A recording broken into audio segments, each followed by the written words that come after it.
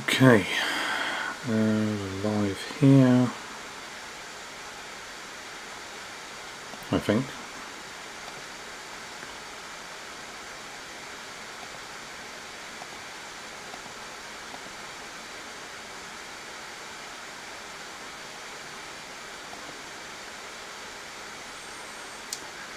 Let's change that there.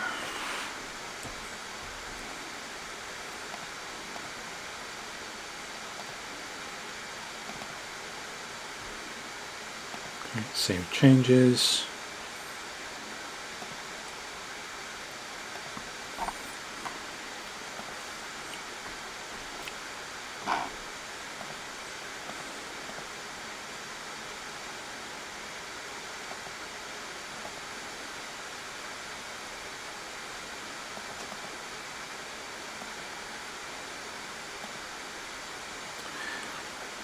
Strange, why is it not viewing on Facebook?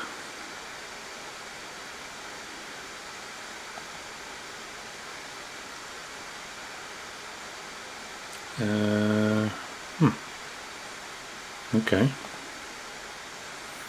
It says streaming on Facebook now, I think. Yeah. Okay. Oh, there's a lot of background noise. It says streaming on Facebook now, I think. Oh, there's a lot of background noise there. Let's turn it down a little bit. Let's try another sound. Yeah. Okay. Oh, there's a lot of background noise. It says streaming on Facebook now, I think. Oh, there's a lot of background noise. Let's turn it down a little bit. Oh, okay. Okay, that sounds a bit better.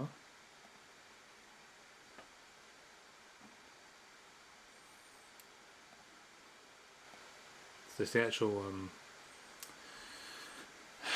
so the laptop's making a noise from the fan, which is a bit of a shame.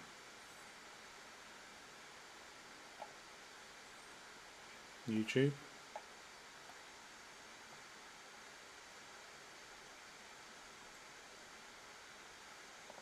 There's the actual yeah.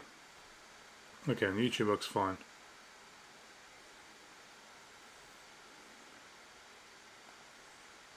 Okay. The sound should be okay, but all I'm going to do is fiddle around a little bit with it.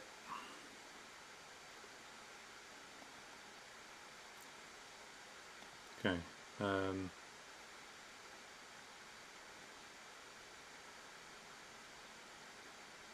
Let's go back one.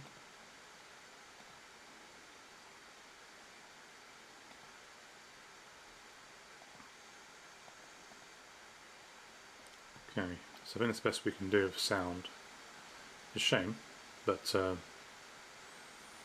have to do anyway. So, the stream is obvious what it's about. You can see on the left hand side. That's the book cover of Lawrence Songs like this in reverse, of course, which is actually quite. It's like I can mirror it on the camera.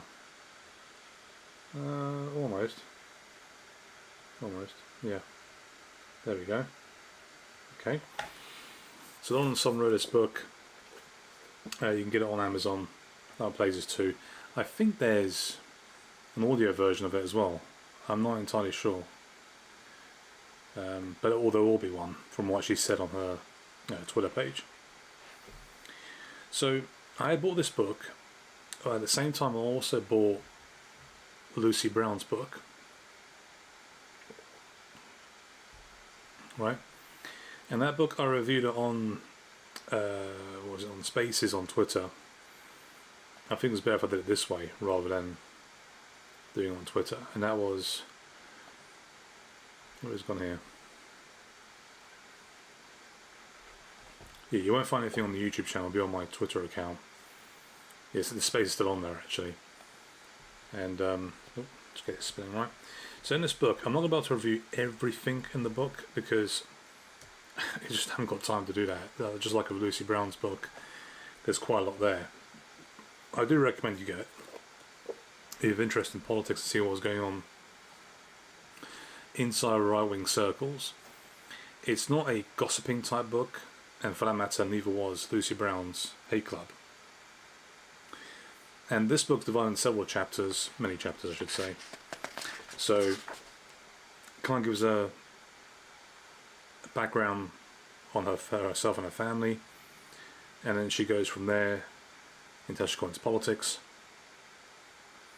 But there's a bit of back and forth. So she goes to the future, back to the past, go back to the future again, to the past. She does that quite often, and whether you're a fan of that or not, it doesn't matter. She does cover a number of topics in this very well. So, I mean, for example, she talks about the present, what's going on in her life, and then she talks about the past. She goes back to how it all started, works her way through. Then I said there's a bit of a back and forth, how things are. Her time inside the conservative circles, or you might want to call it populist circles. And just like Lucy Brown's book, this isn't an attack on anybody. In fact, and for that matter, it's not much regret and saying, "Oh, I was in the right wing, and now I'm not, and I've woken up." Right? No, it's not like that at all. It's not a sob story. For the most part, the thing that Lauren was trying to get through to people was that, well, anything I say won't matter to people. I can't defend myself on Twitter or social media. I can't defend myself against the government because they're after her. They were after her quite a bit. In fact, the book details that quite a bit on the Canadian government after her and trying to convince her to start speaking, and she didn't go for it in the end. She didn't, as one might say, squeal, like as they say in the mafia. But what she tries to focus on is to try to explain why she did what she did during that time, and how on each occasion it does seem to me, the way from the tone of the book, that she has regretted not being amongst the fact that we've got all these problems in this country, not just in the UK of course, and Canada and America and Europe, is the way she approached it.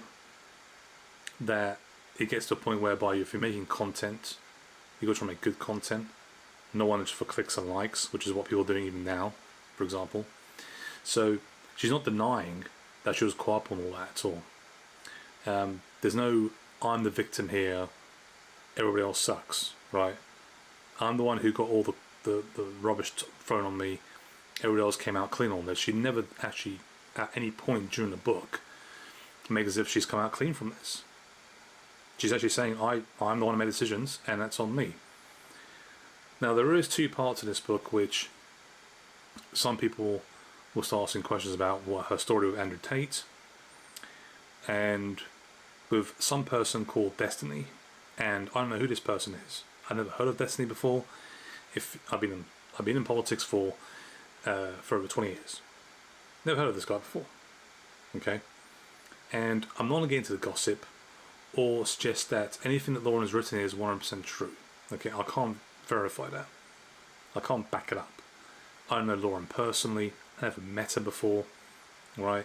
And the time I knew about Lauren was actually through Stephen Crowder's show. That was years ago now. So, but just going through this book, just give you an idea, which I think, after reading not just this book, but also Lucy Brown's book, shows me that the cause on the right was lost, not because it was a just cause, it was definitely a just cause, but people didn't seem to be interested in the truth, nor actually get anything done. And in fact, after reading both their books, Lucy Brown's and Lauren Southern's, I came to the conclusion that the right had no interest in getting power and actually resolving these issues that we have. And I think that conclusion I came to years ago came to fruition of reading those two books. So there we are. So in the first couple of pages, with the first few paragraphs I should say, there's a quote here: "The most lasting damage comes through whispers and closed doors," or in my case, op-eds written by journalists I never met who are just trying to hit their word quotas. Okay, it's quite a known thing about whether it's the Washington Post and other journalists out there who try to get paid for just writing articles, just writing things, anything, op-eds. And that's one of the reasons why Lauren wrote this book, is to say, I'm going to get my story out there for people to actually listen, or actually be able to hear my side of the story, and then you can judge for yourself what you think about it.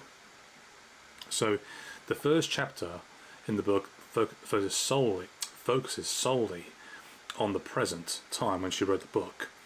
Talk about hobbies such as painting, almost as if she's trying to, one might say, detox social media the virtual world, get away from it.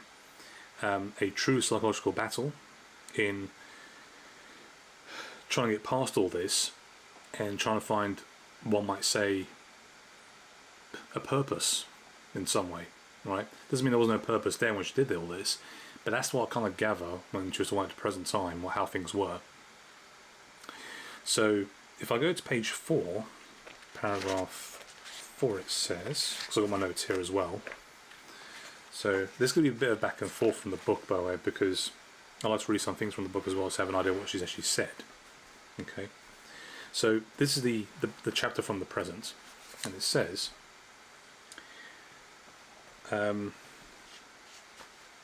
mentions the name Ron. Ron Dart is a former political science professor. Oh, she says there's always kept to see how she is, kept in touch and see how she is and how she's doing.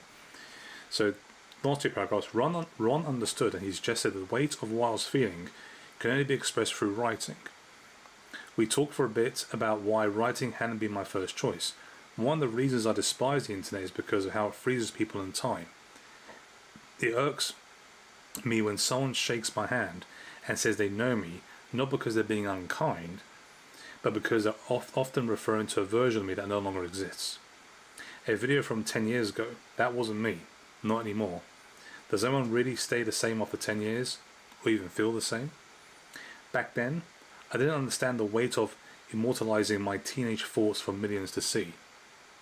The internet, in particular, makes it nearly impossible to escape or redefine your identity because so many others hold and reinforce a different perception of who you are, and one that's misaligned with your own internal narrative. When others constantly tell you who and what you are, you start to believe it yourself. You begin to dance to the tune they want, even if it's not what you truly desire deep down. In some cases, it feels like you have no choice. It goes a little bit further and it says, I believe that social media causes a permanent stagnation in the development of people's souls. I know it has in mine. I worry that even writing this book, sharing my experiences and analysis, will only deepen that stagnation. That will freeze it will freeze the people I write about, as well as my own thoughts and identity in time once again. That's from the first chapter that she wrote about. And it goes on to say there's not actually like a really case between right and left in terms of politics at all. This is simply from her experiences. That's trying to express in probably, I want to say the best way she can, but the best way to get her inner thoughts channeled through a book to us as the reader to see how things were for her and why she made decisions in the first place. So, summary of chapter 1 itself. When she mentioned she was trying to do, go into painting, things like some hobbies, didn't quite work out for her. Didn't quite feel it was the right thing for her to do. And it was clearly the case. If you look at page 6 and 7, if you have those who have actually read the book, you'll know this. The way she talks page 6 is actually the full page, and page 7 is only 2-3 paragraphs, where she's wrestling with her soul here, and she's trying to find a path, not just out of this, but a purpose. And it's very difficult for people to do, especially when you get to the age. Now, she has a son, and she's not with the same person she's with. I'll get to that a bit later on, with the person she decided to be with and didn't work out in the end. Later on, if you go to the next chapter, you go to talk about her family. Yes, it's not something I don't want to discuss, but that's just of interest, background information, how things were in her life. Decided that somehow she was probably kind of middle class, well off. That's not the case at all, from what she's written in the book. She talks highly of her family and how things were, but doesn't quite go into like the full-on detail as to. She still talks about upbringing, but not full circle. Doesn't go from where she started to where she is now in terms of a close family sibling. She does touch on it a few times throughout the book, but not always, which is actually not a bad thing, because this is her trying to get some of the things that people say about her, where she can't defend herself and she can't counter it, out in the book in the most clearest way possible. That's just an observation of mine, the way I saw the book. Right. And there are other things that she mentions in early stages of the book where she would watch Red Eye, which was a Greg Gutfeld. The people I think he's still around. I'm not sure he does now. And how she felt that probably libertarianism was probably something she was quite close to, rather than conservatism. Even though there's I don't want to say unholy alliance, but there's a closeness between the two, conservatism and libertarianism. Even though that the libertarianism has been made fun of because it's all over the place now. Also mentioned she's actually taking drugs, marijuana, quite a stage in life. So in page 12,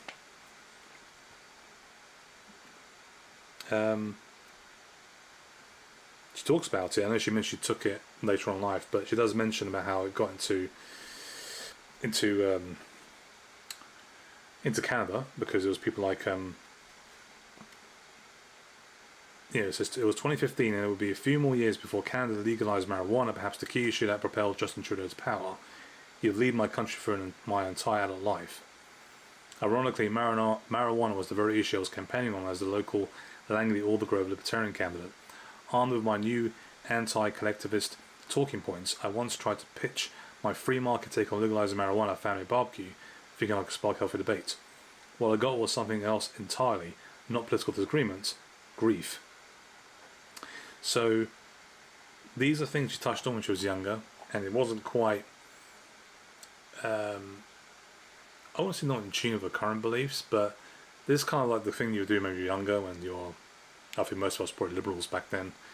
You go for all this and you go for the things and you see in life and you're thinking that might be a cool thing to do, it might be the right thing to do as well. And not any point during the time when she was going for all this, that again, she was trying to justify or trying to give this idea that somehow this is the right thing to do. Just trying to give people perspective and background as to what she did and why she did it in the book. So if I go further here, I'm just going through here my notes here as well to make sure I don't go through the entire book because it'll be a long drag. Let's see here. So she does mention her uncle did have drug issues. It says here in the paragraph, a few months ago my dad showed me a YouTube video of my uncle. He had 4 million views. We didn't even know it existed until 2 years after he overdosed and died. In the video, he spoke about using fentanyl on Hastings Street with his pregnant girlfriend, who also overdosed, killing both herself and their baby. Viewers were oblivious to this reality. The comment section simply debated whether people like him deserved help or deserved to die. My dad choked up, his voice wavering as he said, I don't know why they let this go on. They should have put him in rehab after the second overdose. But these liberals won't listen. They just kept giving him drugs. He wasn't even wrong. Our local government has a take-home fentanyl program. When I say we were conservative, it wasn't just because my family happened to choose Fox News of MSNBC. It ran much deeper than that. It was survival. I'll offer plenty of critiques of conservatism in this book, but I don't think critique means much unless you first understand what gives something strength and value. Yes, repression can go too far. Bottled up pain turns into all kinds of dysfunction. But self-pity can be just as damaging. The conservatism of my parents' generation didn't allow for that. You got up, made it work, and drew water from a stone if you had to. No one was coming to save you. Well, except God, she says. So that's obviously a personal experience. I mean, there's nothing wrong mentioning that about your uncle, because obviously she mentioned it was actually a YouTube video. I don't actually know anything about this. I haven't heard of that before. They put it on the YouTube, it had 4 million views. I don't know how long ago that was though. So she's talking about 2015, 2016. Around the time Trump was probably elected, around that time maybe. Again, I don't know exactly when the time was, but she mentioned that it was shown to her by her dad. Or it could have been recent, and this is the problem, I can't tell. The timeline is not difficult to grasp, but some things are obvious because you know that happened at that time, because obviously you were there, you were listening to it, looking on social media. So I can't give you the exact dates and time on certain events that occurred, because it doesn't actually quite say exactly when it happened. But that being said, it's fine. So the rest of that page, it goes on, I think to page 14, talks about the family sacrifices that were made.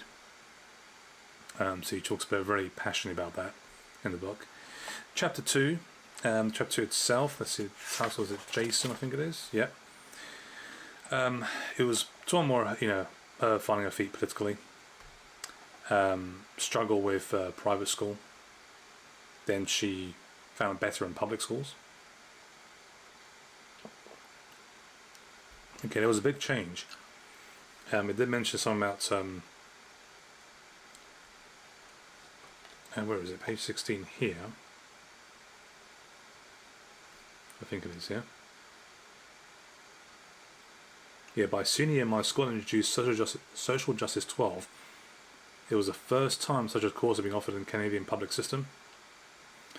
And I was one of the first students to go through it. Suddenly I was learning that white people were inherently privileged and men were basically to blame for everything. Teenage me was livid. Ann Coulter started looking less like a pundit and more like a prophet as I dragged her book to class comparing notes. Okay, so, I mean, you go into liberal school, then you hear some of these things that happen. Of course, this happened back then when she was at school. I know she's quite a young woman now, but as in, this stuff happened years ago, the way they're indoctrinating kids. And when she mentions here how white people are inherently privileged, if you look back at Lucy Brown's Hate Club book, she talks about how she was talking with the people who were Black Lives Matter group, and she was more happy to be there because she felt there might be injustice here, that it's good that we stand up against racism, we look for equality and so on and so forth. But then when it starts speaking about, is white people evil? It's like, wait a minute, this doesn't kind of connect here, all right? So everyone's got their own experiences, but the fact that this happened in Canada, and Lucy herself had her own experience in the UK, shows you that in Western world, these things are real, and it's not some conspiracy theory I made up. I'm not actually white myself, based on my ethnic group where I belong to, but I can see why people get upset by these things, and it's perfectly understandable why they get upset in situations whereby they've been told that you're at fault for most things when in fact they've done nothing wrong to you. Okay. So that itself, it moves on. I'll go to next chapter, titled Jason. Page 21 talks about her, the YouTube era. So this is a good little background information here. And actually no, so it's chapter 4. Forgive me, chapter 4, page 21. And it says here, that dynamic shaped my internet habits.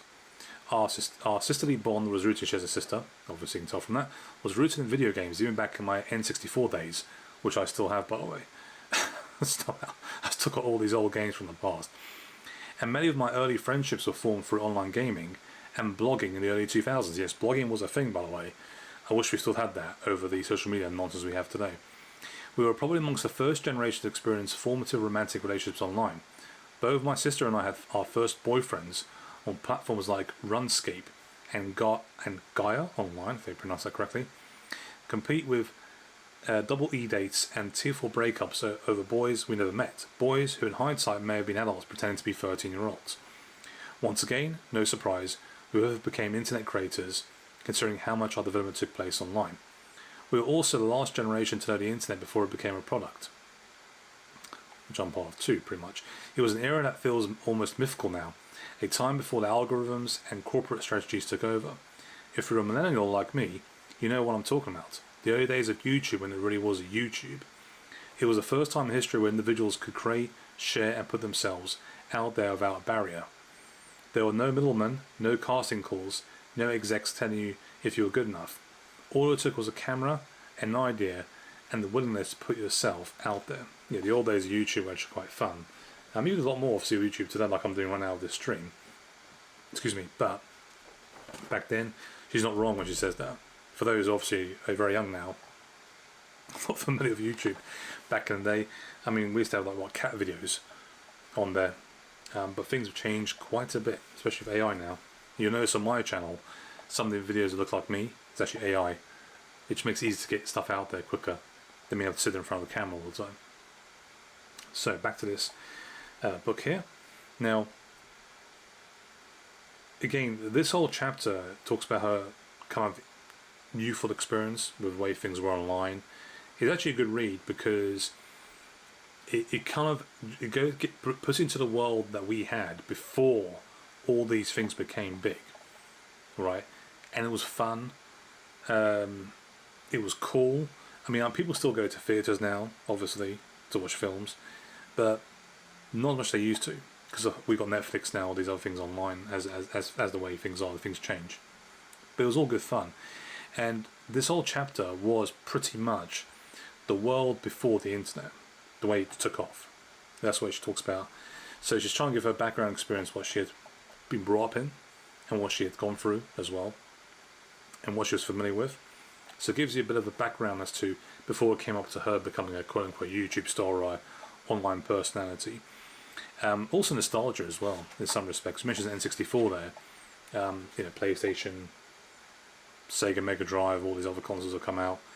People know what I'm talking about if they're my age. But it was actually good that it kind of made me laugh a little bit. But at the same time, when I was reading that chapter, I thought, I do remember those good days.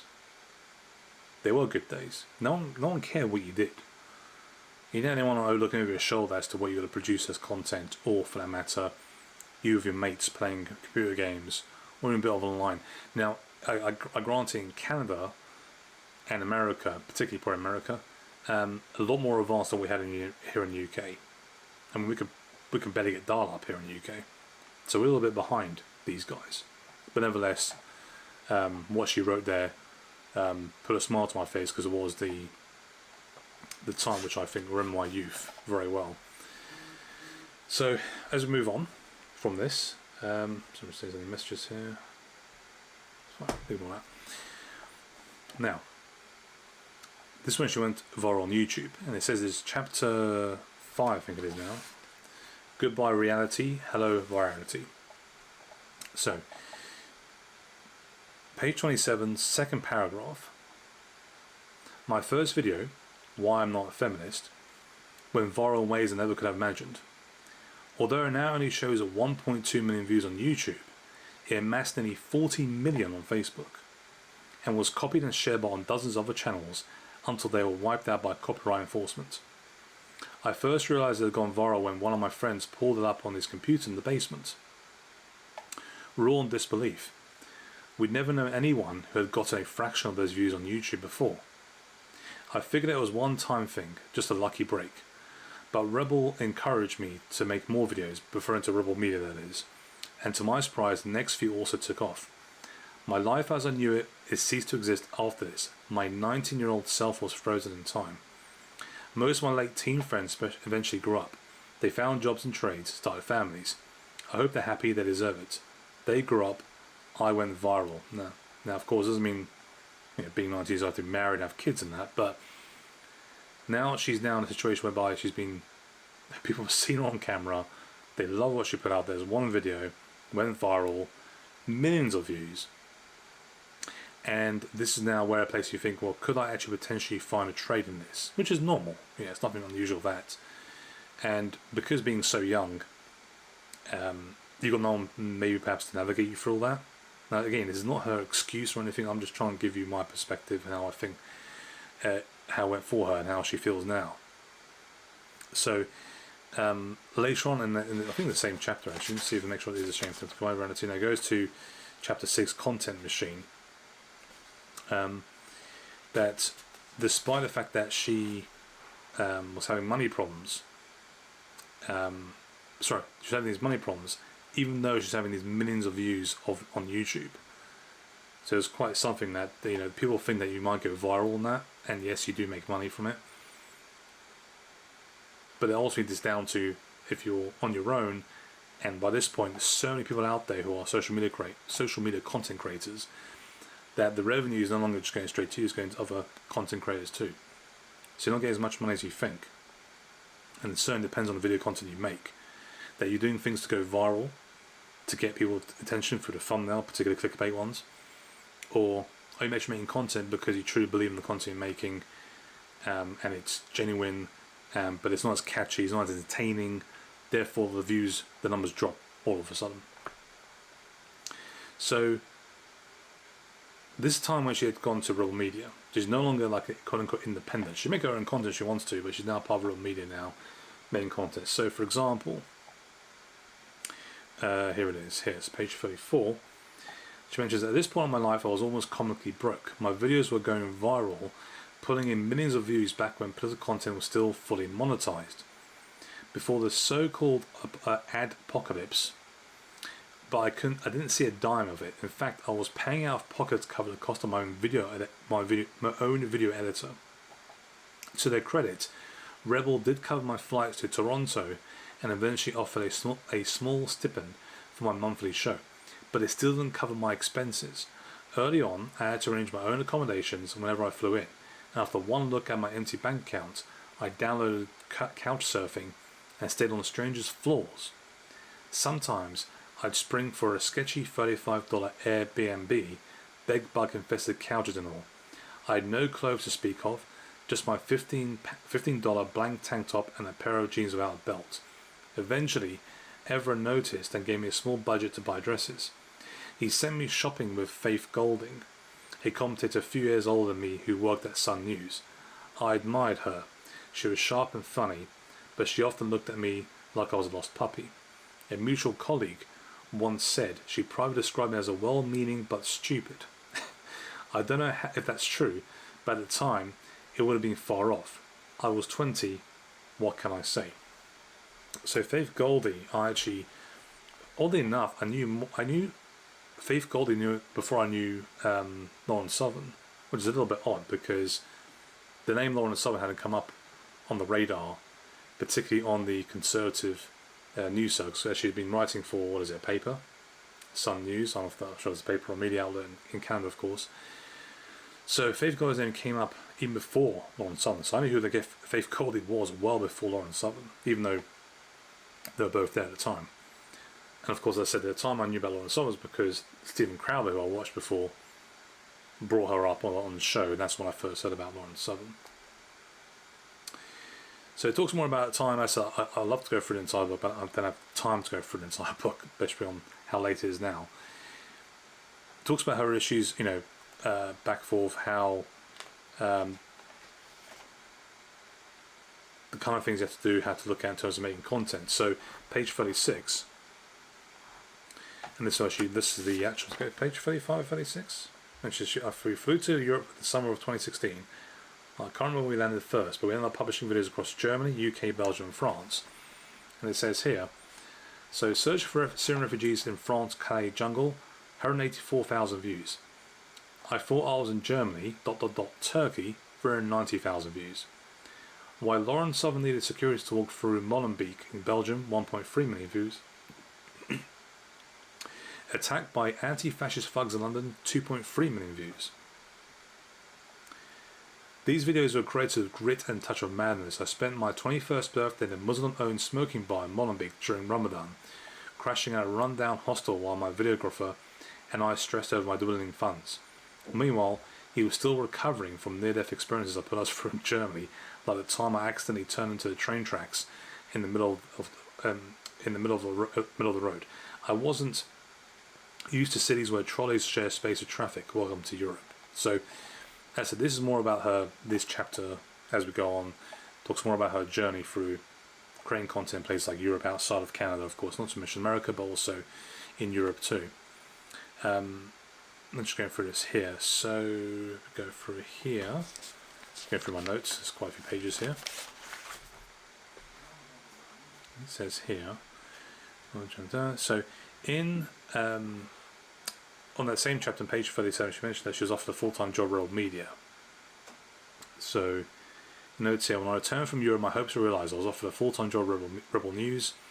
I packed my bags and moved across the country to Toronto in mid-2016, straight out of my childhood bedroom at Mum and Dad's place. I was making 65,000 Canadian dollars. It was more money than I could ever see in my life, yet reality hit me hard when I discovered the true cost of moving out. The expenses were staggering. I'd learned all about white privilege in school, but by budgeting, that was a lesson we all missed. Eventually I moved into a tiny shoe shop apartment overlooking the Drake on Lisgar Street, paying about $1,500 a month. Today that same unit goes for $2,500. Okay, talks about what she had to go through in terms of slept on a mattress on the floor, her meals are mostly in microwave dishes. So despite me paying that, keeping a tight budget was actually quite critical, especially for those who go into this business. You might work for Rebel Media and you get paid a decent salary, but the cost of living is still a problem, and it still is today, of course, as we move forward with the high inflation numbers that keep coming through. So that being said, and of course, I said this whole chapter Content Machine does go through the things she put out there, she experienced, what kind of work it took to do these things, who she met along the way, how life was really at Rebel Media, how life was for her during this time when she was making this content. And it was a struggle at times because, particularly those in conservative circles, I noticed this online as well, especially with memes and things like this that come out on X and Instagram and TikTok and so on. The right don't seem to know how to meme anymore, especially, and they certainly don't know how to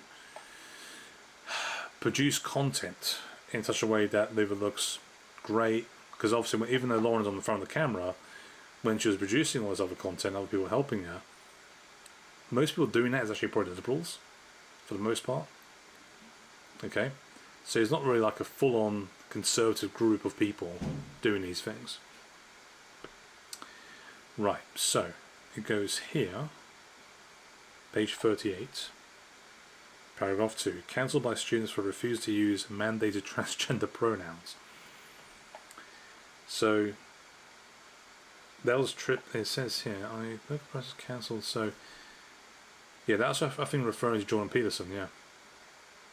And you say at the time Jordan Peterson was a relatively unknown psychology lecturer with a sharp way of speaking and quiet intensity. Because I remember seeing an interview that she did, Lauren, with Jordan Peterson's son of a woman, I can't remember the name.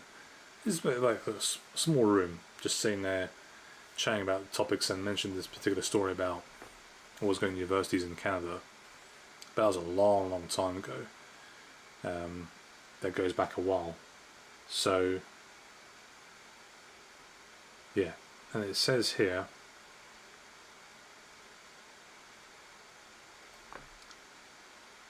that because she had filmed interviews with protesters, Canada protesters, and the professor at the centre of all being Jordan Peterson. Jordan Peterson is relatively unknown at the time, I mentioned this already. We knew the filming was solid, but I was shocked when I saw the numbers pouring in. The footage went viral, calm but urgent. He pleaded with students to consider his perspective as they shouted him down.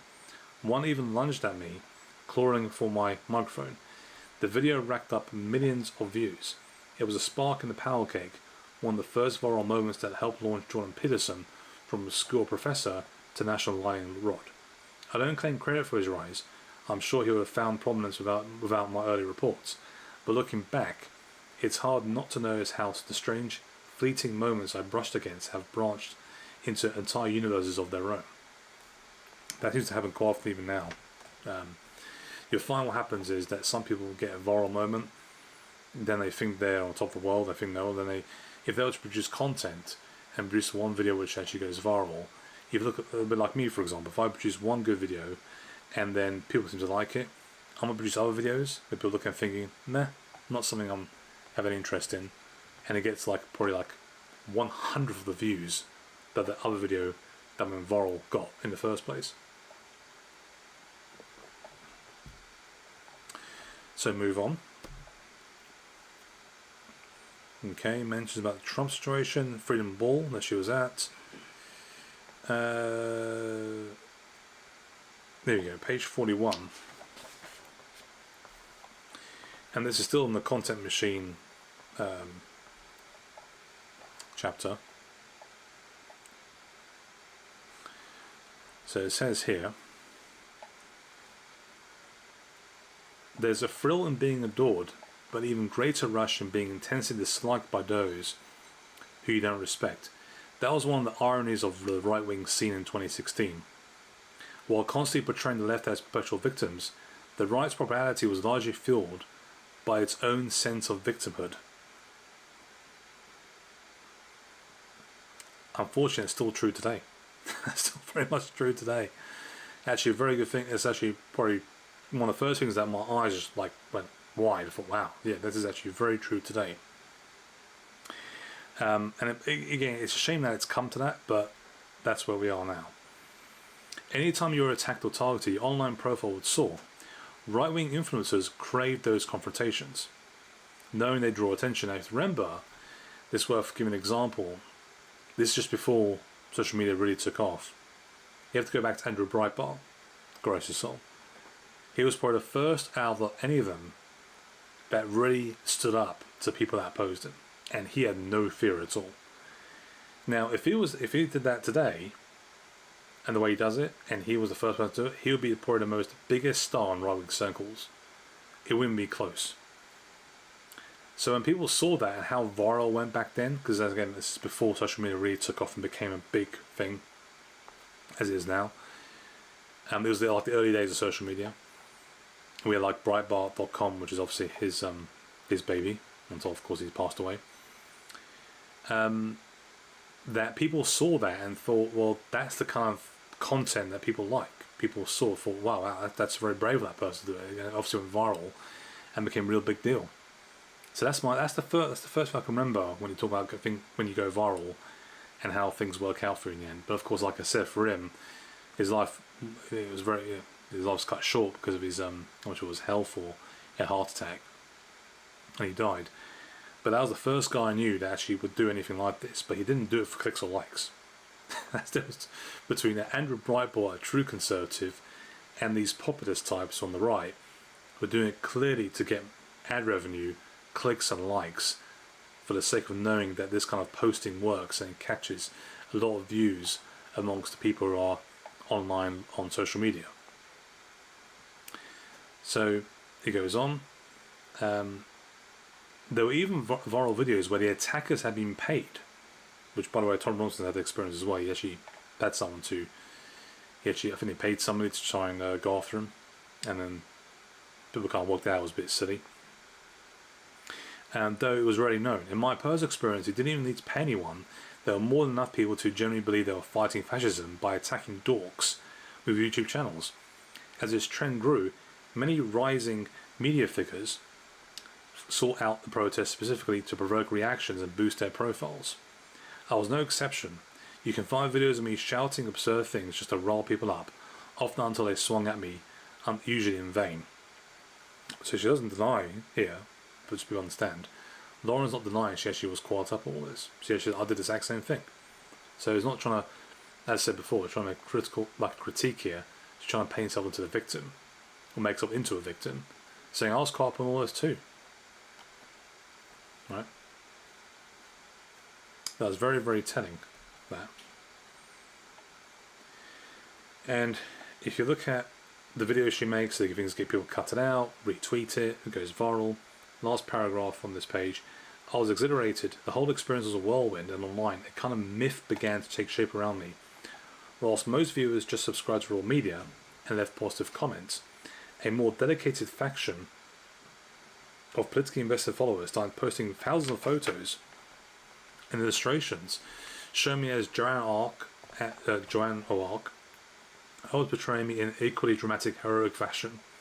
More radical corners of the internet took it further, obsessing over my looks and proposing I get married and raise an army of Aryan soldiers. How creepy some people are on the right. Cartoons appeared, cast me as the muse of a delusional millennial Nazi trying to save a crumbling world. If that sounds absurd or obscure, you have to understand, I saw all of it. People tweeted, messaged, and emailed me every post, every meme, every mention. How could I not indulge? So, like I said, this is the problem we've seen on the right, because they're looking for someone who can be like a hero to them, or someone who's generally the right person for the right job. Oh, there's a symbol on my camera. What the hell is that? What the hell, that's something got orange. Just be careful and cut out of nowhere. Anyway, this song, which we even see today, you know, no matter how much of the person that they talk about, who is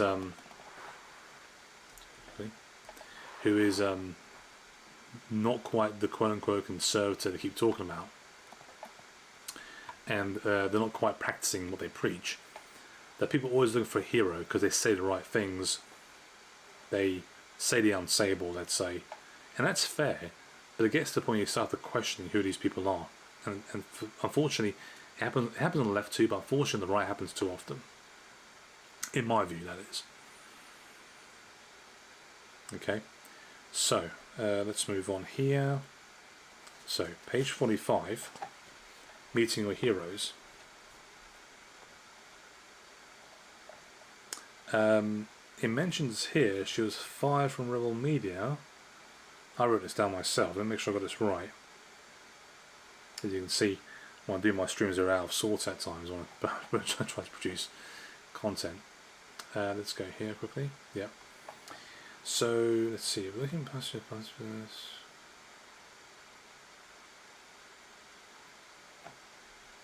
Because I know she mentioned that.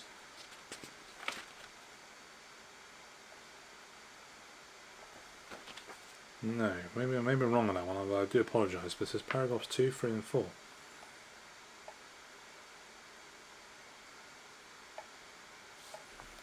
Two, three, four.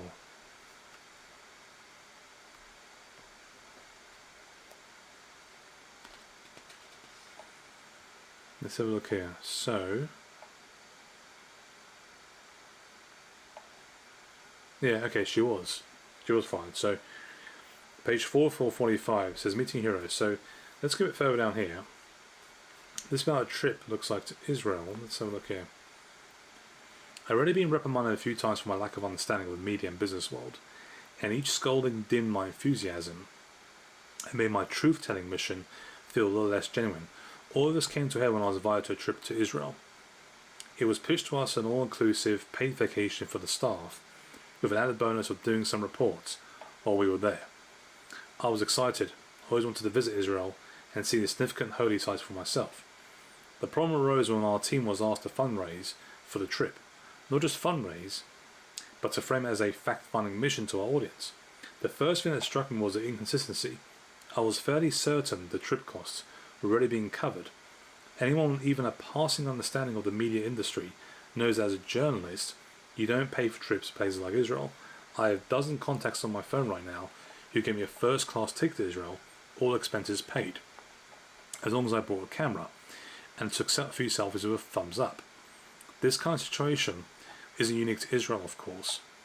They figured out earlier that many other countries that have since jumped on the new media bandwagon. The number of influencers funded by Russia, Iran, China, Qatar, and even the United States government is staggering. I confirmed with a senior team member that part of the trip was funded by outside sources, and the itinerary made it clear that it was a fact-finding mission was anything but spontaneous. Every interview was pre-arranged, every moment scheduled. Our guide, a former IDF paratrooper with 2 decades of service, now leads international tours promoting Israeli political narratives. The experience felt less like journalism and more like a strategic briefing. I was interested in making more judgments about government PR efforts they expected, but I did take issue with being asked to raise money from our audience under the guise of grassroots reporting. It didn't feel honest. I didn't flat out decline the trip. I asked Ezra and Rebel management if I could fundraise for Rebel in general. Instead, I didn't want to be caught in a lie or misrepresent the situation.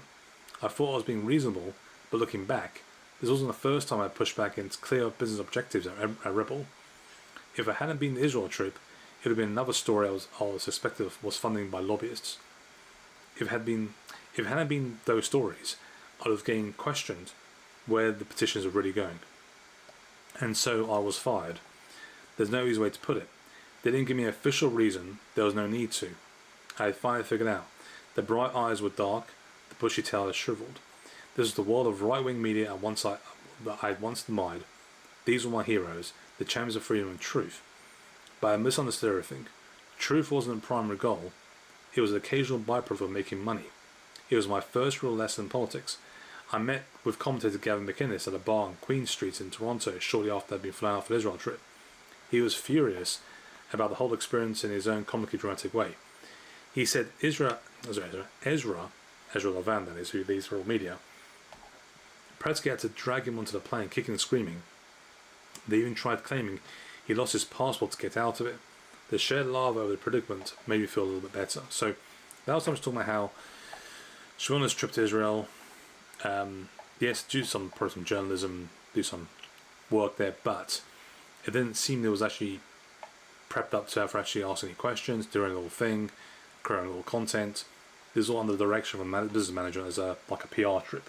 so to speak. So you can understand why she may have obviously probably gone her own separate ways from Real Media as it is back then, and gone independent outside their own thing. Despite, if they hadn't fired her, let's say, she would probably quit at some point. So page 46, following that, mentions how she went independent from there after that. So she talks about a little about the trip to France, I think it is. This page 47, second paragraph. I remember meeting with right-wing activists across Europe. One group of France showed me security footage from outside their offices, documenting attacks by rival groups. They'd cracked the doors just enough to spray mace on their assailants, who would flail and scream as they retreated into the night. It was both bizarre and fascinating to witness from the sidelines, the dramatic spectacle. But what stood out most was the passion behind it all. While the little cobblestone streets looked like scenes from Emily in Paris, in the day-to-day lives of the townsfolk, major ideological and cultural wars were still being fought. The ideas they were fighting for gave them a sense of purpose, a reason to unite, and a cause champion.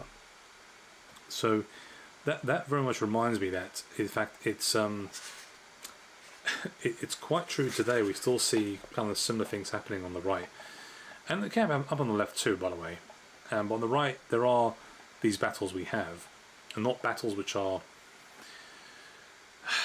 worthwhile, let's say, because we're never going to agree on everything. That's always been the case. You have to try and build a coalition. And throughout, when I was reading this book in particular from Lauren Southern, I also read obviously Lucy Brown's book, Hate Club. It reminded me that these are the battles that have been happening over time, which repeat themselves. There's nothing new about them, right? They're actually quite. I'm quite familiar with them. As I said, I've been around for, not online or anything like that, but I've been around politics for 20 years. I know exactly what's been happening. And nothing has changed. Nothing has changed at all since those days. I'm talking about over 20 years ago now. So, to move on, because there's so much to cover, I'm not about to cover it all. Let's see here, because I'm going to try and get to the last half of the book now.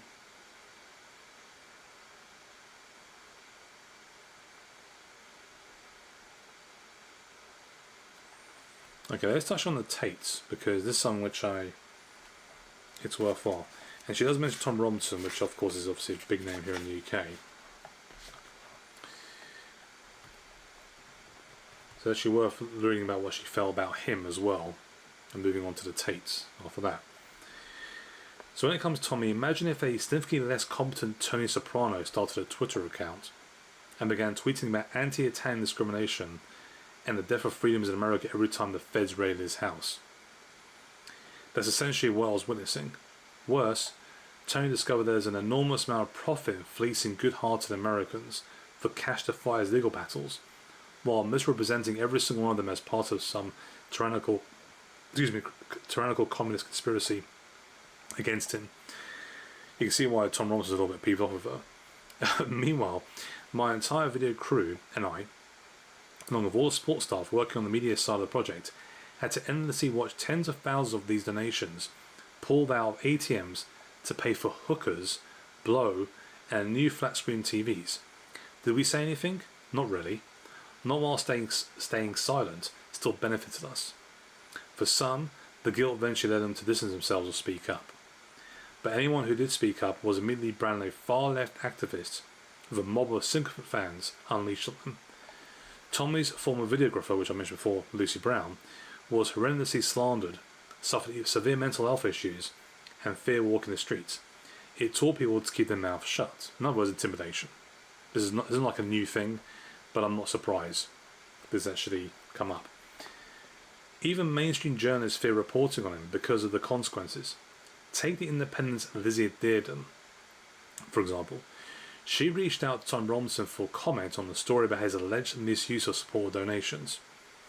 Soon after, he showed up at her home in the middle of the night, shouting threats and falsely accusing her partner of being a paedophile. It was a clear attempt to intimidate her into silence using the exact tactic he claims to oppose: slander. She ultimately secured a 5-year stalking protection order against him, but the message was sent. cross this man even just to ask for clarification, and you risk your safety. And for what? Not a single one of his supporters would hear a word of it anyway. They just believe whatever the latest ex-viral account for Patriots pose. Read, AI generated stuff ad revenue, and dismiss everything else as fake news. Honestly, no one understands this better than those of us who knew him. Lucy and I still find ourselves laughing hysterically at the stories we shared while walking with Tommy. Despite respective falling outs, parts of us still wants to believe in him. There was something good buried beneath that mask, something we kept hoping would resurface. He's a Peter Pan figure, but not Disney kind. The character was partly inspired by the Greek god who lured people astray with his flute. In some versions, the lost boys don't stay young because of magic, but because they're killed on Peter's endless games of war. Christina Henry's Lost Boy, The True Story of Captain Hook, explores this darker angle, where Peter's not the hero, but a manipulative tyrant. Hook, in that telling, is just one of the boys who survived, grew up, and saw Peter for who he really was. Lucy and I often feel like Hook. Unfortunately, that just makes us look like bitter hags trying to ruin the fun. Oh well. So this is actually the time when she talked about Tom Robinson about that, and then talks about more about the defamation case. I think that's still part of the same. Yeah, I might actually read this all too, actually. Well, most of it they should at least read it too. So it goes on. Here we go. Yeah, let's move on here. So, seriously though, he's in jail right now. I wrote this in late 2024. Tommy was released in May. Emails keep coming in May 2025. And if you ask the average right-winger, they'll tell you it's simply because the government are quote-unquote wankers. But reality is more complicated. Two things can be true at once. The government are in fact wankers, and Tommy isn't in jail for exposing grooming gangs, fighting the state, or fighting for free speech. He's in jail for contempt of court after refusing to comply with an injunction following a libel ruling involving defamatory claims he made about a child, Jamal Hijazi. And it says that before I dive in, it's important to acknowledge that this case is long and messy. I only touch on a few points here, but first I need to make clear, it seems like everyone involved was lying at a rate that could destabilize the laws of physics, mostly because the case consisted of a bunch of kids, which is why the main focus was on Tommy, an adult who has a platform that reaches millions. So when he lies, the consequences are far greater, and that's what sparked the legal case. It talks about this Jamal kid who's targeted of persistent bullying. A viral video showing a student, Billy McLaren, grabbing Jamal by the throat, throwing him to the ground, pouring water over his face, while saying, you bastard, I'll drown you." Okay? And it says at the time, Jamal was already wearing a cast from a separate incident earlier that month. The footage quickly spread online, igniting a media frenzy and public accusations of racism against McLaren. Okay? And it does mention neither boys were saints, but doesn't mean you get to lie about either of them. However, for Tommy, it wasn't just about Mano defending a random school kid accused of racism. A crucial detail everyone on the right seems to be forgetting, or rather were conveniently never told, is that Bailey McLaren's older brother is actually a close friend of Tommy's, and also a convicted cocaine smuggler. So if you're wondering, what would motivate Tommy to lie about a 15-year-old boy? Well, those sorts of ties in his world run deep. For Tommy, it wasn't enough to say there was no clear evidence Bailey's attack was racially motivated. Yet to make it seem noble, he posted 2 viral Facebook videos claiming falsely that Jamal had violently assaulted young English girls, beaten one black and blue, and even threatened to stab someone. The fallout was severe. The Hijazi family had to relocate, and both Jamal and his sister were pulled from school. Unsurprisingly, the family sued, stating these claims were entirely false. Because he hadn't actually gathered any evidence before making the accusations, Tommy later canvassed the neighborhood asking parents and teachers about Jamal's behavior in school. He secretly recorded the answers to a series of extremely leading questions, trying to dig up retroactive justification. He then attempted to introduce these recordings as hearsay evidence in the trial for defamation, but the judge noted that the law states selected extracts from hearsay generally represent unsatisfactory evidence. The Hijazi family ultimately won Still on course. Sorry, I've gone past it now. Sorry, forgive me. No, we're good. Okay, we're fine. The Giles family ultimately won in court after the judge found that Tommy unable to prove the substantial truth of his claims. In fact, in some cases, the family was able to directly disprove them. There's far more to this case than most people realise. If you're genuinely interested, read a judgment in Ijazi vs. Yaxi Lennon, that's his real name, Tom Robinson's real name, Stephen Yaxi Lennon, especially the section addressing the so-called hockey stick incident. Okay, so let's cover a few more pages. I'm not keep ramble through it all, but he does come more in a bit more detail about what actually happened. Now, this is the part which struck me because it's consistent with what someone like Lucy Brown said in the book. Was this? This regarding the legal case and the money behind it. So, to top it off, Ribble Media launched a fundraiser seeking up to £130,000 for Tommy's legal defence in his contempt of court hearing, only for him not to put up a defence and fully admit they had breached the injunction from the original trial. Later, they promoted additional fundraisers, claiming he was being persecuted in prison, including being forced into segregation as political punishment. In reality, he was offered the option to leave segregation but declined for the same reason he was placed there in the first place, his own safety. Court records also noted his visits, calls and privileges were, to quote the judgment, substantially more than those of any other prisoner. I'm not here to say what Tommy does or doesn't deserve, and I'm not claiming the courts handle everything perfectly either, but let's be real. Almost everything you heard about this case from right-wing pundits is nonsense. After endless fundraising petitions that never seemed to lead up anywhere, you'd think people would start to catch on. Like, hello, wake up. It's a business model. And trust me, I know. I used to work for it. I fell for it harder than anyone. Now, that's quite a mouthful there I said to you about that particular chapter in this part of the book. It's not just about Tom Robinson. This is actually not a surprise or a shock. It's one of those things which I always thought, and I think amongst other people out there who thought, this can't be true. Right? This really can't be true. I mean, are you serious about this? Are you sure you're not just like a left-wing activist and you were working for the government or working for the police, you're an informant? No, it is true. It is very much true. Tom Robinson has been doing this for quite some time. This is not new at all. This does not mean that some things that happened to him have been unfair. It doesn't mean that the system we have is unfair. Of course there are injustices, and in some cases against him. But when he's doing things wrong, he can't claim that he's a victim of all this. That's the very thing that Lucy Brown was trying to get into, along with Lauren Southern. They didn't want the guy to fail. He clearly knew he was he was obviously not perfect, and none of us are perfect. He made mistakes, but damn it, stop making these stupid mistakes. You're getting yourself in a situation whereby this is clear and we can see it, it's happening in front of us, it's a business model. All that money that Ezra Levant raised for Ribble Media, where has it gone to? I'm curious. And why do you people out there still fund all this stuff? You need to stop. Alright? Look, don't look at me, don't look at even Lawrence Southern or anyone else. I'm obviously a well-known name compared to someone like Lawrence Southern, but put your money into places where you actually get to see some results. And I'm saying, when I say results, not like I'm going to go out and create a video so I go viral. Thank you for the donation. No, where it actually has a benefit to you, like an investment. That's what you should be doing with your money. Not get caught up on all this. And actually help people who need the money. Tom Robinson is a multi-millionaire, for crying out. Just figure that one out for yourself. Okay? So, it goes on. What's that about? That's weird. Anyway, just on the emails about eBay.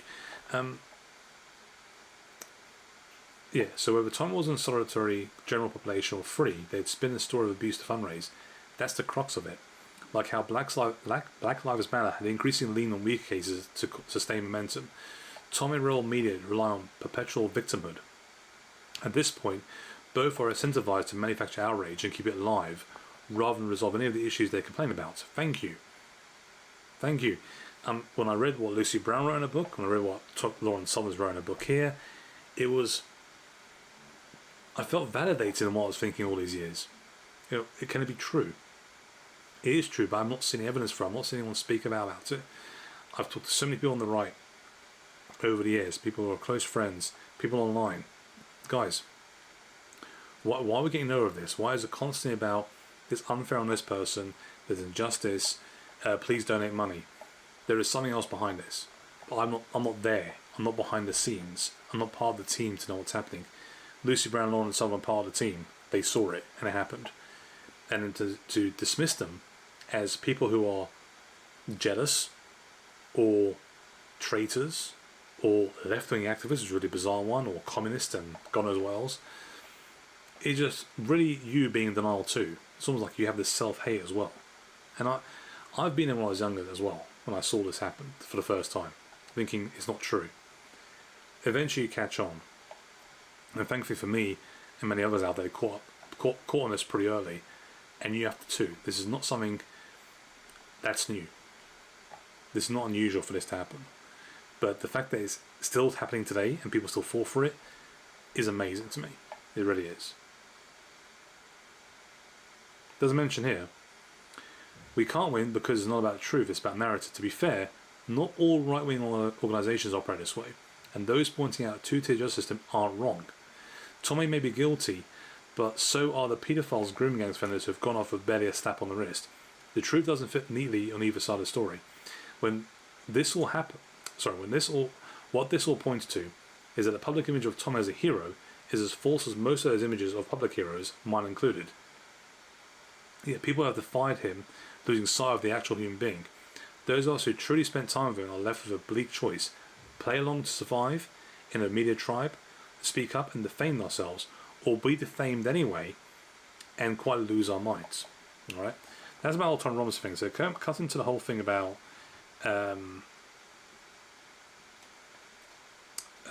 Tate, in this case, Andrew Tate in particular. So she mentioned about political fundraising scams here, and in this case it was also of crypto as well. Let's touch on this now. This on page 72, chapter titled Scam Economy. I saw at first hand the early political fundraising scams, but things truly escalated the rise of crypto. In 2017-2018, not every micro-influencer was pushing a pump-and-dump altcoin yet.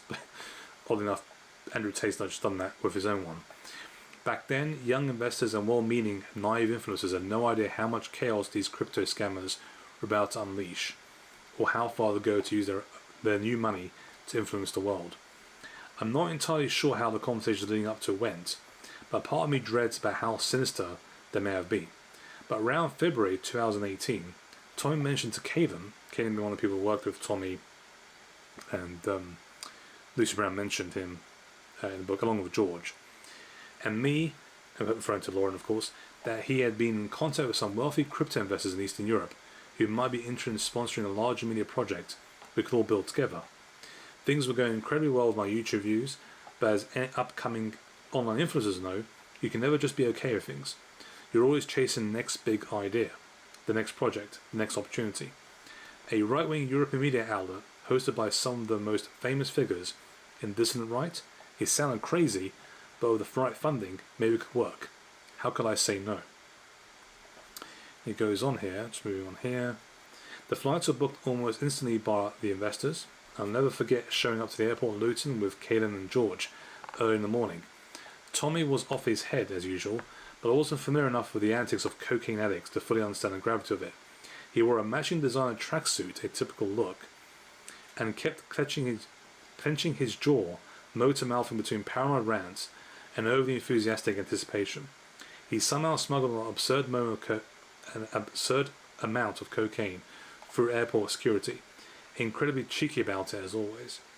Now, I know the TSA, even and every equivalent agency, is largely nothing more than a time-wasting joke. But back then, I still clung to the illusion that airport security actually served a purpose. Watching Tommy slip into the plane's bathroom again and again to do lines left me in a surreal state. It felt like I was living on autopilot, watching a movie I didn't understand. One that was no longer my story, but someone else's. I have heard every motivational podcast talking about extreme responsibility for your life. And maybe, in a twisted way, I tried to avoid responsibility by taking my hands off the wheel entirely, as I had no role in the truck flying off the cliff.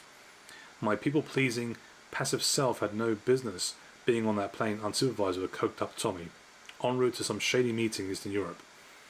But there I was, nodding along to every unhinged plan like it made perfect sense. So, this leads on to meeting Andrew Tate. So in Atlanta, Romania, Tommy told us the investors at St. Carl's.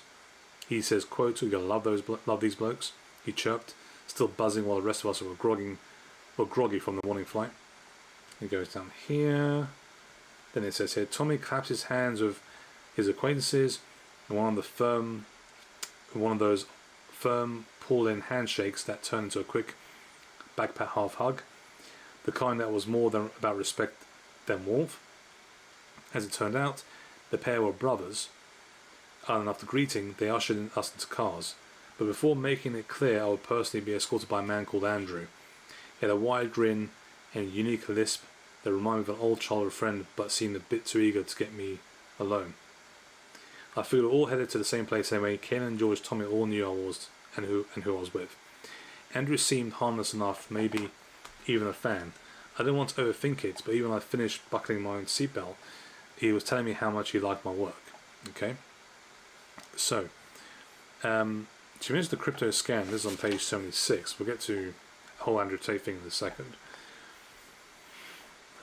So it says here,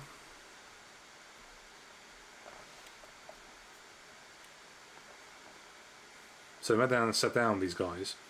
What was even more fascinating though was that Tommy's behaviour had no apparent effect on the pitch being delivered from across the table.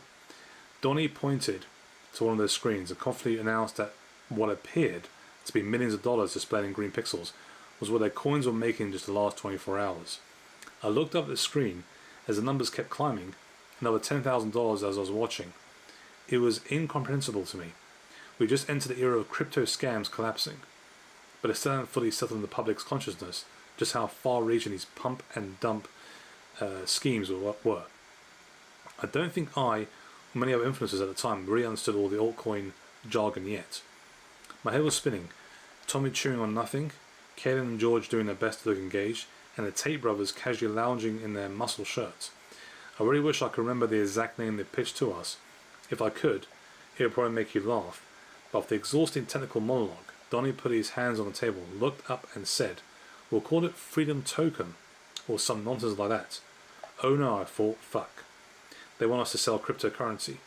Is it even an investment meeting at all? Despite my growing realization, I still wanted to make something out of all this. I had nothing to lose at this point. So I interrupted rather awkwardly. Quote, "The coin stuff is really interesting, but do you plan on putting an initial investment into this media company we're starting? Or is this going to be an entirely crypto operation?" End quote. The man at the table seemed caught off guard, but Donnie quickly scrambled to reassure me. Absolutely. If we can come to an agreement, we'll cover the initial operating costs of the news network and link this token to it, making it mutually beneficial for everyone. I mean, this clearly was a scam. I mean, there's just it's still doing it today. A lot of people do it, not just the Tate brothers or anyone else. There's a lot of people who do this. So that was referring to the crypto scam, and just came face to face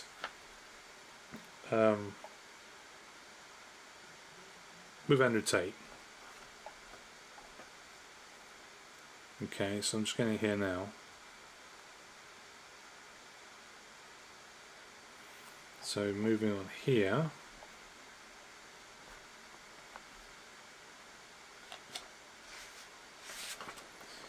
Mentioned they'll go out, so I think they'll go out to some club maybe.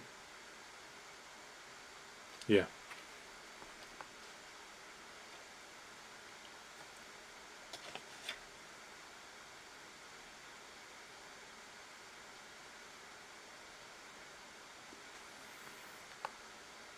Yeah, so she got into the cars and Andrew raced back through the back roads. Then on after we pulled up to the club, an all black brick building with a bouncer at the door.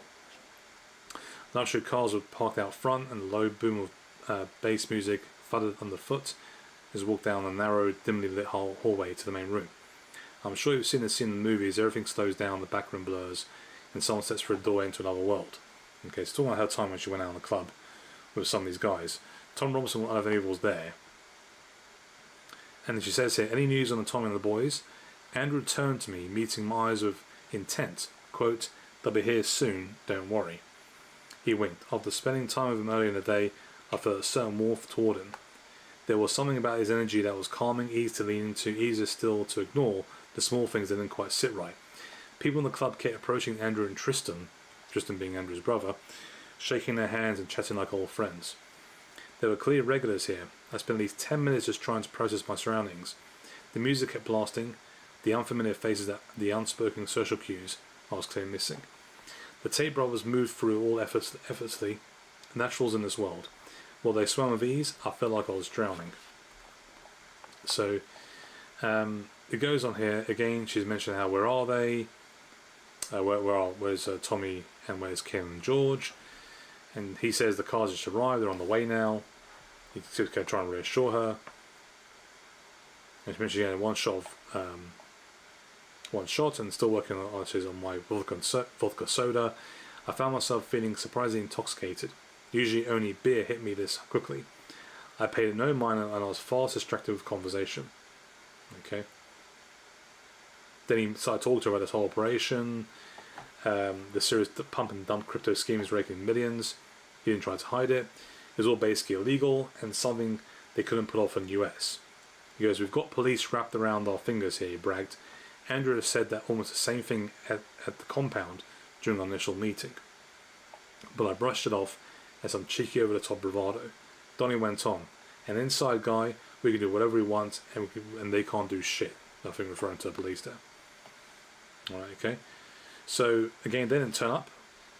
She asked again about Tommy and George and Caden. She kept getting vague answers on that.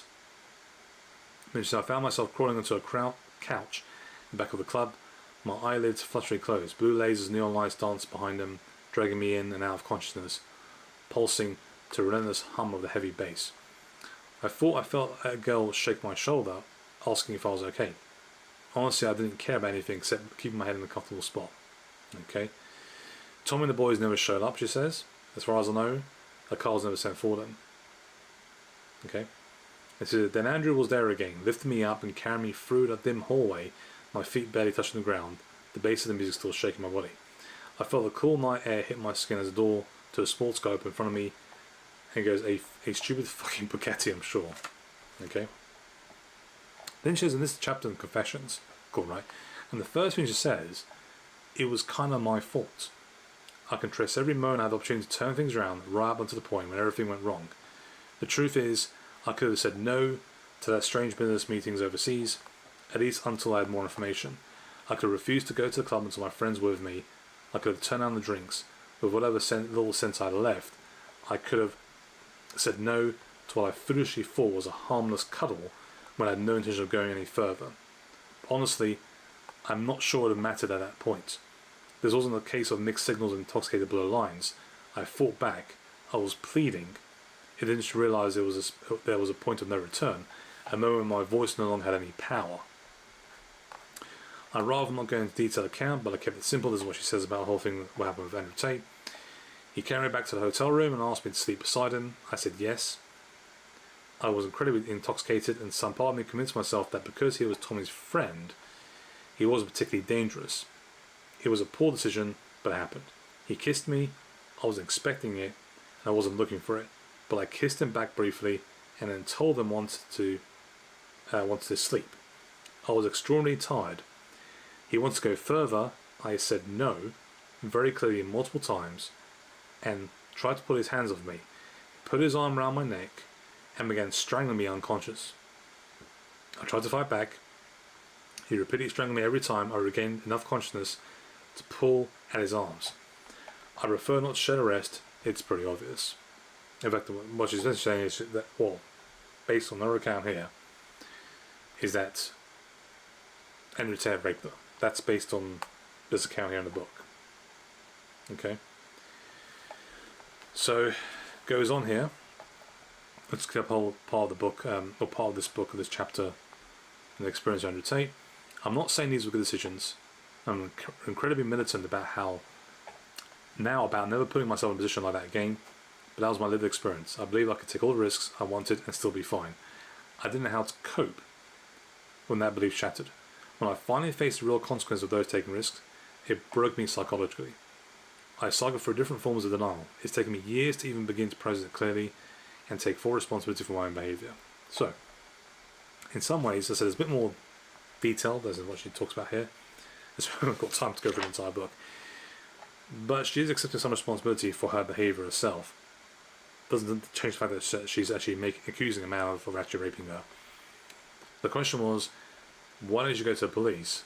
But based on the fact that these guys in Romania, these two brothers, Tate brothers, kind of, if based on her account, other accounts I've heard as well, pretty much had the police in their pocket. It wouldn't matter if she went to the police complaining she was raped by this man. They probably done nothing about it. So, that's done. It's history now. She can't do anything about it. She can't change her own behaviour, her decisions. It's happened. She accepts that. She does that throughout the entire book. She accepts the fact that she's responsible for her actions, how she got to this point anyway. But it doesn't change the fact that she based on her account, that she was raped. Right? That's what she's saying. People actually attack her for this. I've seen this online. I've seen it from Tom Robinson, which is really bizarre. There's some serious questions about Tom Robinson and the Tate brothers and everyone else in the so-called right-wing sphere, but some of their actions. These are never, to be fair, they never claim to have like a moral code at all, to be in all fairness to them. But they're not conservative in the slightest, not even close. They're not the kind of picture we paint people on the right as family men, bring the children on good values and so on and so forth. They're not like that at all. I know they don't pretend to be, but they're in that side. For example, there's people out there who are of the conservative, let's just say, their politics, the way of life. They follow these people. I have no idea why you follow them at all. Some of them these are scam artists. Right, the whole thing of cryptocurrency scam, that was clearly a scam. The victim culture that we see on the right, that's generated so much money. People like Ezra Levant should be ashamed of himself for doing all this. You see, Andrew Breitbart, the reason I brought his name up, he would never have tolerated this. But you know what happened to Andrew Breitbart? The same people attacking Lawrence Southern and Lucy Brown would have gone after him as well. They would have. He's the number one guy who actually stood up to all these people. The people who are quote-unquote our enemies. Who really hate us. But if he was to come out and look at this, he would have spoken out against this, and the same people that try to shame people like Lauren and people like Lucy would do the exact same thing to him. Because that's the difference between him, who stands on the point of principle, right? These people don't. They don't stand on the point of principle at all. Doesn't mention it on page 87 at the top. It says that I don't hate Andrew, referring to Andrew Tate. I know that many may sound strange, especially in the contrast to things I've expressed on these pages, but it's complex. He's still human. When he apologised to me, he admitted he doesn't have much of a conscience. But if it's still there, I hope he wrestles with it. I hope one day it wins. I hope he becomes a soul he could have been, instead of that one consumed by his vices. Whether behind bars or free, but I don't think he even realises that he's been consumed. Like so many in his position, he's likely never to let himself dig that deep, because there's too much pain waiting there. I believe that change is possible. I obviously believe in redemption for Andrew Tate, but understanding why people do what they do and hoping for the great spiritual good doesn't mean they shouldn't be stopped, especially when they've lost themselves so completely that they have leave destruction in their wake. I have forgiven him truly, but that doesn't mean that he should be free to keep hurting, tormenting, and scamming others. Okay? That's like go on about Andrew Tate and what she writes about him. There's a bit more here, but I must move on. Okay? There was a chapter part which talked about meeting the man who she met before was actually going to be her, the one for her life. She mentioned another name called Bruni Pettibone. Is that her name? I forget these names, I'll lose track. She's married to Andrew Selner, I think. Just talk about her a little bit here. And nothing like, like critical or praising, but just to mention a name she came across because some of these people you're familiar with when the whole talk of trying to get populism up on the rise here in the UK and as well as in Europe, when these internet personalities became big names online and became my quote-unquote representatives. They never became my representative in politics at all, but it was interesting to see what they were saying and what they were doing. Okay, so here we go. If you go to page 137.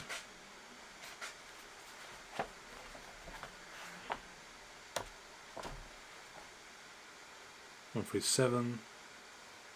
This is Midnight Express chapter. I'm jumping way ahead here because, again, I could spend like 5 or 6 hours reading talking about this book. I have to keep it short. Okay. So, chapter 2. This is when she went across Turkey. This is her, I believe it's her trip on the immigration situation, because remember the situation in Syria where we saw those people coming over, refugees and migrants flooding through into Europe, and then Merkel brought them in and said you can stay here. I don't know what the situation is right now in terms of who went back and who stayed there, but that's neither here or there. Talk about her journey to Turkey, it says here. And let's see here, so also page 104, paragraph 2. There you go. The questioning dragged on for at least an hour. The group of Turkish intelligence officers and I continued to get along far better than I had expected. As we talked, I began to think my views on immigration culture weren't as controversial as I once believed. Perhaps they were more widely shared, especially outside the Western framework. These conversations challenged my previous, more ignorant perspectives on non-Western cultures. It wasn't just about different views. There was a directness, a certain honesty in the way they communicated, something that, in my mind, the West had long since lost. Eventually I was dismissed. Obviously there was no charges put against her for... I think they were, from what I can recall in the story, because I said it's a long book, it's just kept bits and pieces here, it was, they were there filming, it was close to like a checkpoint or a military base. That's why they got caught and then dragged into this. But you'll find that's the case in a lot of countries in the Middle East. The Turks don't like the Arabs don't like the Turks. The group of people that I'm from don't like anybody, and nobody likes us. So kind of not monolith, but it's like just leave us alone. Live and let live, but leave us alone. In a little corner. And that's something which, unfortunately in Europe, they've kind of lost touch with, because they keep saying saving the culture, and I didn't talk about this in a separate video, I can't do it now because I'll be talking about this all day. You need to start defining what your culture is, because none of you can define what your culture is in your country. England, France, Ireland, Germany, Spain, Portugal, Italy, Austria, Switzerland, Scandinavian countries, you can't really define what your culture is. You keep talking about race all the time, fine, but something else, there is something that defines your race, not just your skin colour. There are things that you do, there are things part of your life, part of your family, part of your community, part of the country you live in. You need to try and explain that more clearly, but no one seems to want to do that. It's because they can't, which is a sad thing about it. So, page 143. I might have to do the second part just to wrap up bits and pieces. I'll come to the conclusion at the end. So, page 143. Something on page 144 as well, chapter Retirement Party.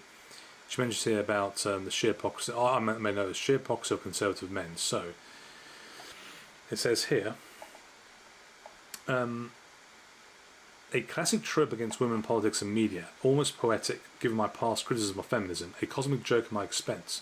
Of course, it had to unfold this way. The accusation was so ridiculous it should have been obvious to anyone with a shred of common sense. No one needs to sleep with someone for ghost-written content, especially when most of my work consists of man on the street videos. The whole notion was baffling stupid. This refers to Milo, I think, in particular. I've been clear, I was no trad saint. If that had been my allegation, fair enough. But I wasn't guilty for what Milo claimed. And if it was scandal he was after, I was hardly the best target.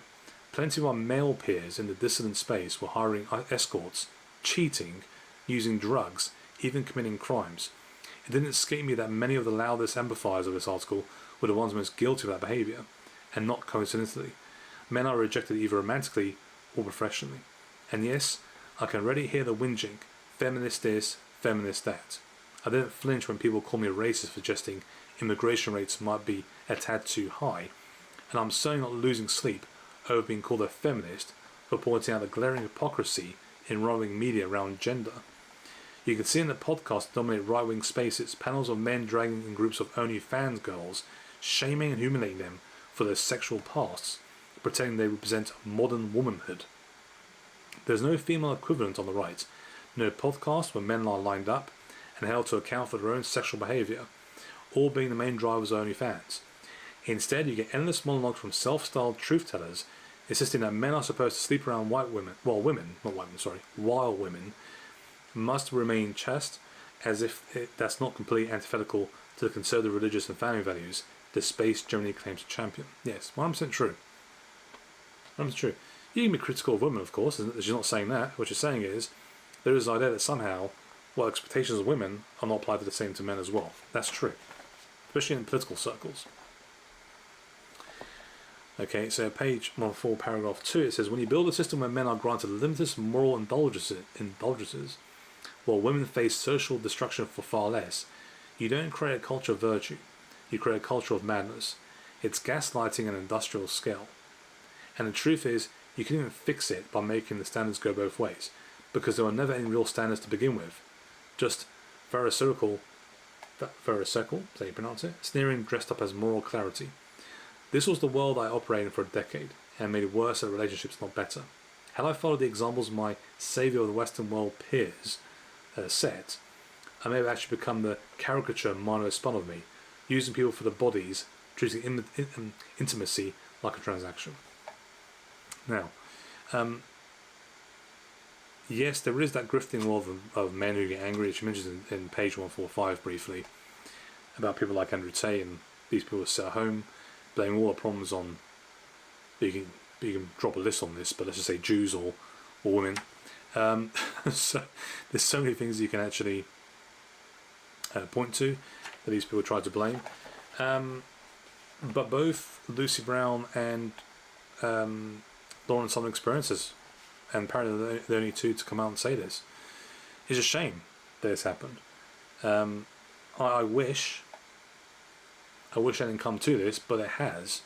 And the funny is, read these stories and they come out, whether it be a form of a book, like Lauren Southern's written, Lucy Brown's book, Hate Club, or anything else online, the threads you see on X, before known as Twitter.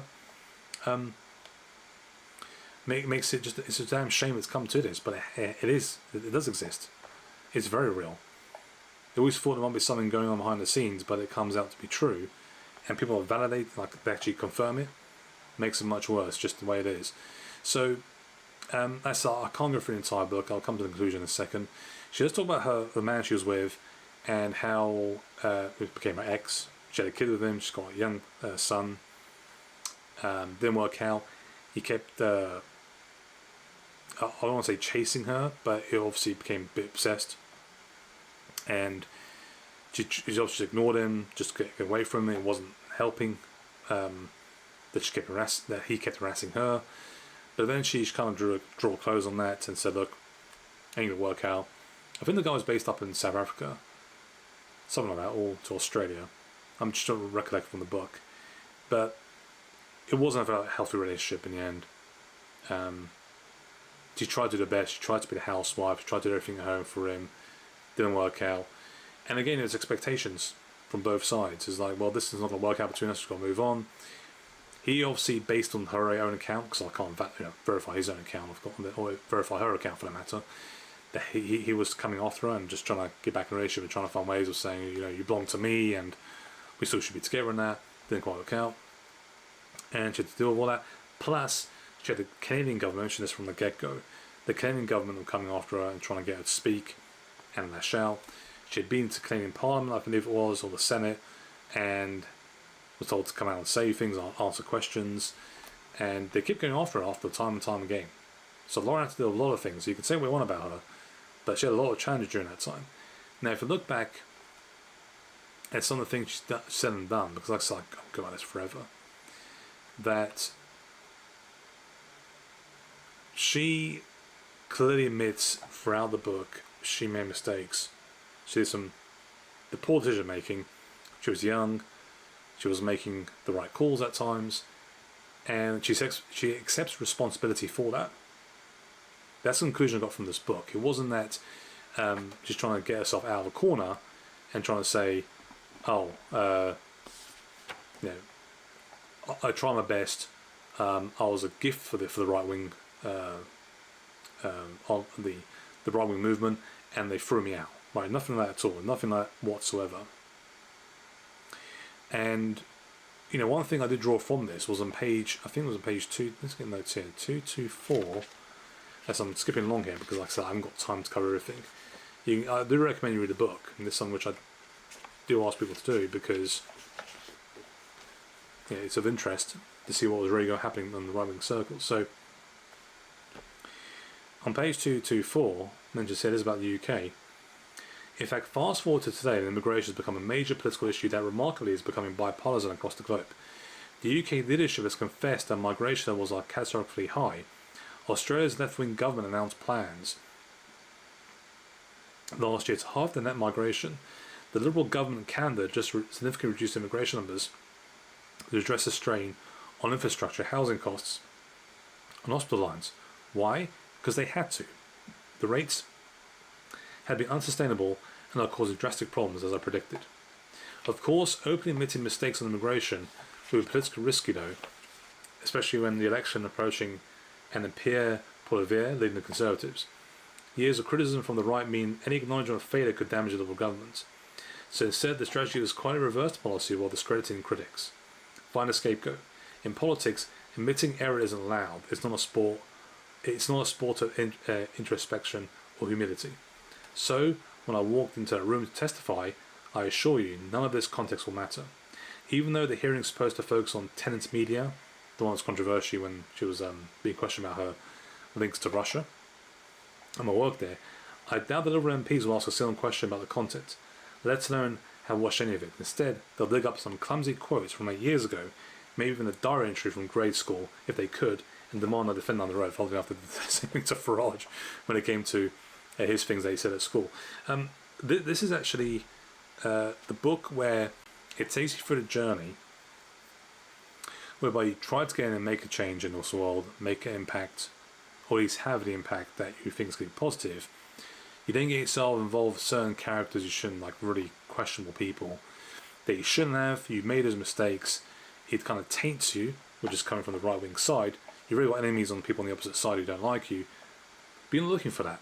You're trying to do the right thing. Then you find yourself in a situation whereby, what was it all for in the end? It's like I asked that question about, you keep throwing money at this, guys. What's the end product? You look at it as an investment. The investment is returning nothing. We achieved nothing. This succeeded at nothing. Just keep this gravy train going of constant victimhood that we see in the West, and particularly in Europe and also in America, right? I should say probably just UK and America for that matter. So that itself, like I said, I can go through the entire book and be all day, all night. But I did enjoy reading the book.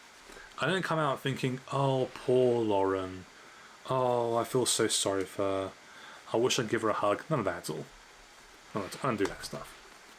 What I did come out with, okay, in this book here, is that life isn't quite as it seems to appear in front of the camera, right? So she went through all this in her life. She shared her experiences, right, and tried to explain the best way she could in terms of, I'm not playing a victim, I want to explain to you why I did the things I did, and also admitting to errors and how she wants to better herself, and hoping she does. So I do wish her well. Whether it's her or anyone else, I do hope you do, get yourself sorted out. It does seem she has, or working on at least. And after reading this book and also Lucy Brown's book Hate Club, that this whole quote-unquote, I don't refer to as conservatives, it's very unconservative. I don't think it's even conservative for the matter, these people in the quote-unquote conservative movement, all the populist types who are mostly liberal, because when you talk about things on religion and church and so on and so forth, they run off in distance. You don't hear from them again. That it ain't worth it. You can only make the change yourself in your own backyard, amongst your family and friends. And going into politics, yes, with the way things are right now on social media, I've said some things on social media, probably say, oh, why do you say that? Why do you post this video? I don't care anymore about that. Because I'm not actually going into politics to become an MP. I just want to steer people in the right direction. Right? After thinking about this, going through my own life in politics for the last 5-10 years especially, and after reading these books, I do feel validated. Not to pat myself on the back, but I do feel that I'm so glad someone said it, right? In this case, whether it's Lorna Southern or Lucy Brown in the book. And that's 2 women, by the way, who've said this. And what I recommend you do is that you read books. Not just these books. Read books on philosophy. Conservative writers, right? Roger Scruton. Okay, they're long-winded books, they're difficult, but your brain be much more healthier. Your soul will be much more healthy with those books. Barry Goldwater's The Conscience of a Conservative, the first book I read on conservatism. One of the best books I ever read. It woke me up. Big time. My screen's gone off for some reason there. Right. Let's go back on. There we go. One of the best books I read. Okay? So, I really hope people, when they look at this, if you're looking at this video, or you've read these books, and I recommend you read both the books. So do go and buy them from Amazon, or wherever you can buy them from. And educate yourself in terms of what's really happening behind the scenes. Because it's not just these two books. You hear a number of accounts online. People talk about this. So yeah, that's it for both of them. I don't know them personally. It's a book that takes you through a journey of how wild things were. It's like the Wild West, if so to speak, in the rowing circles, and how it's important that it's not quite that you end up the same way as Lauren did, or Lucy for that matter, especially if you're men. But be careful, because every human being's flawed, and those men that they came across, when I want to say if their power was on the fret, it doesn't matter who it is, whether it's Tom Robinson, Andrew Tate, or anyone else for that matter, that they all become spiteful, very vengeful. It goes against the kind of principles we have on the quote-unquote moral right, but it happens. It's happened to a lot of people I've known over time, and I still hear the same stories today. It even happened to guys, not just gals, guys too. Okay, so it's a long-winded stream I've just done. It's almost 2 hours long, so it's difficult. I'm going to try and see if I can cut up bits of this and put it into small clips, burst some YouTube shorts. And until next time. So the next stream I have to do is it'll be on other books as well, like conservative philosophy and history as well. But I want to get back to streaming on the Ukraine-Russia war, because I haven't done I'm not catching up. I can see what's happening there right now, but to keep you up to date on what's happening, and I'll hopefully do a stream with a few people online as well, other streamers, and talk about the state of politics in the UK too. I think it'd be quite good to have that back and forth and talk about the issues that matter to people. Anyway, have a good night, and hopefully see you guys in the future. Don't forget to check out my Twitter account, UKR RUS News, and also my Telegram account,